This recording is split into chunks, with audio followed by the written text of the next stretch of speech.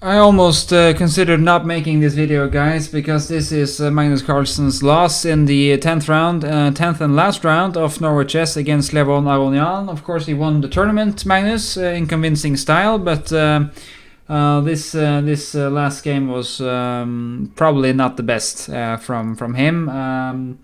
Understandable though, after winning a long game against Alireza Firouzja in the 9th round. But still, not a fantastic spectacle for us Norwegians. But we'll take a look anyway. Knight f3, d5 from Aronian, and we'll flick through the opening moves in rapid style here. Bishop e7, Queen's gambit declined. Takes, Bishop f4. Could of course go for the more classical setup with Bishop g5 as well, but Bishop f4. Remember that due to Magnus playing the knight early to f3, then this e3, f3 kind of setup is not available to him anymore. c6, Queen c2, now g6 is a nice move. Getting Bishop f5 in before it's too late, because this is Black's problem piece in this variation.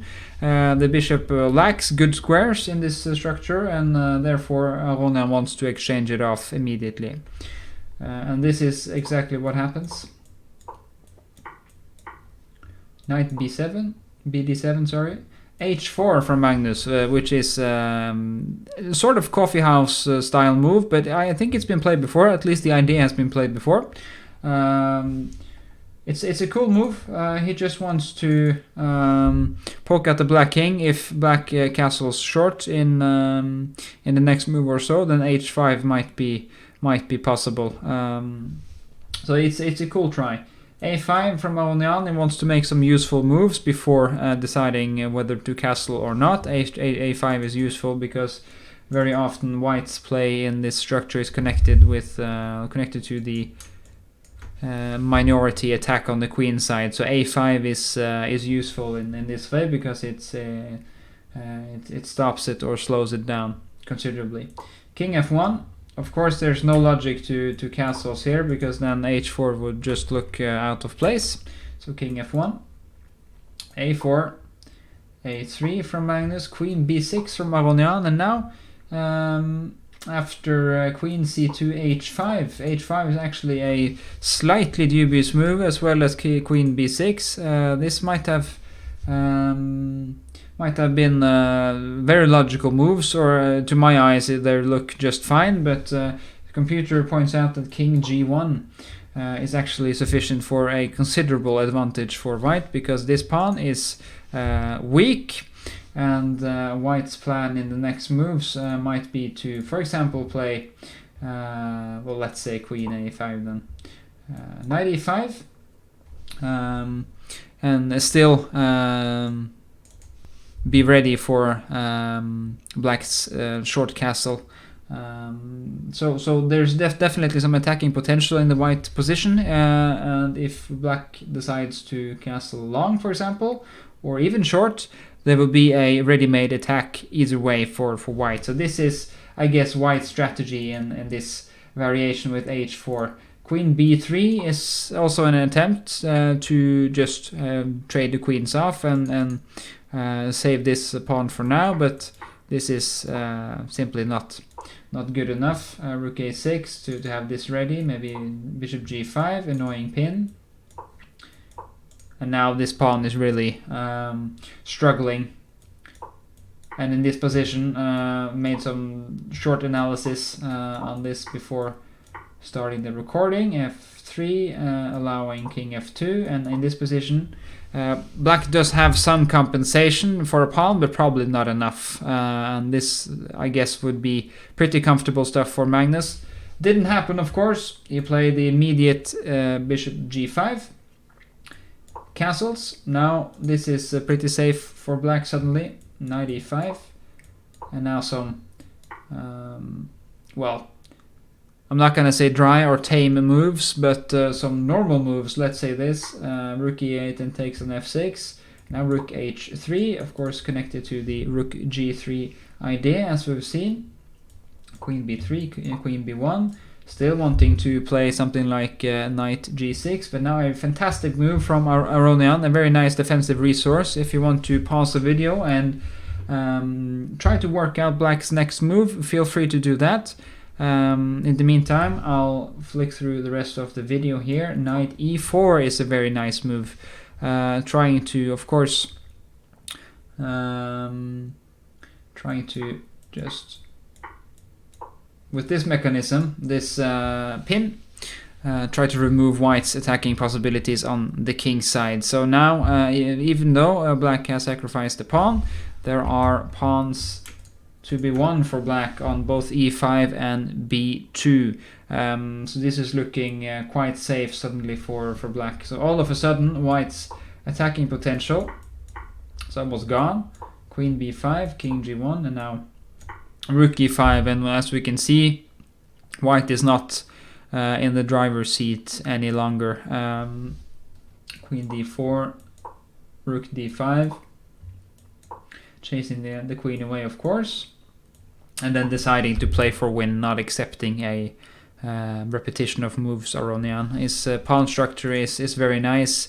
This pawn limits the 2 pawns on a3 and b2. That's to black's advantage, and then the rook on f5 is much better placed than the rook on g5. So e4 from Magnus, rook b5, rook b1. Not a majestic move to play, but it was necessary in this position to cover the pawn on b2. Queen c2. Now, of course, trying to force a trade of queens, which he succeeds in doing. And now b3, trying to open up the position. But now b5 is a very nice move from Aronian. Rook a4. Couple of weak pawns for white, even though c6 is weak for Aronian as well. As we can see, black's rooks are much better placed, coordinated. They're working very nicely together, while the white rooks are limited to defensive tasks for now. Probably not a dream position this for Magnus. F3 played, and now, as we can see, Aronian activates his king, which is always necessary in endgames. In the endgame, the king suddenly is one of the best pieces. That's why Aronian is going for this kind of setup with black here. Could have played king g3 here. Magnus decides king h3 is the move. King e6, rook d3. Now king g3 suddenly. King e5, trying to activate the rook and get some counterplay. Rook c3 from Aronian is a very nice move, because this trade will be very nice for black. 2 passed pawns would just run up the board super quickly. So this is probably lost for white. Rook a7, f6.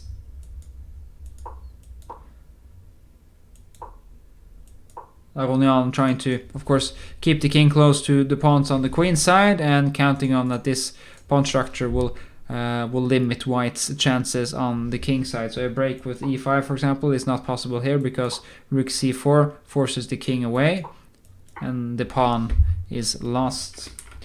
g4, king b7, and now this exchange of pawns, with rook f6, blundering away, sad to say, the draw.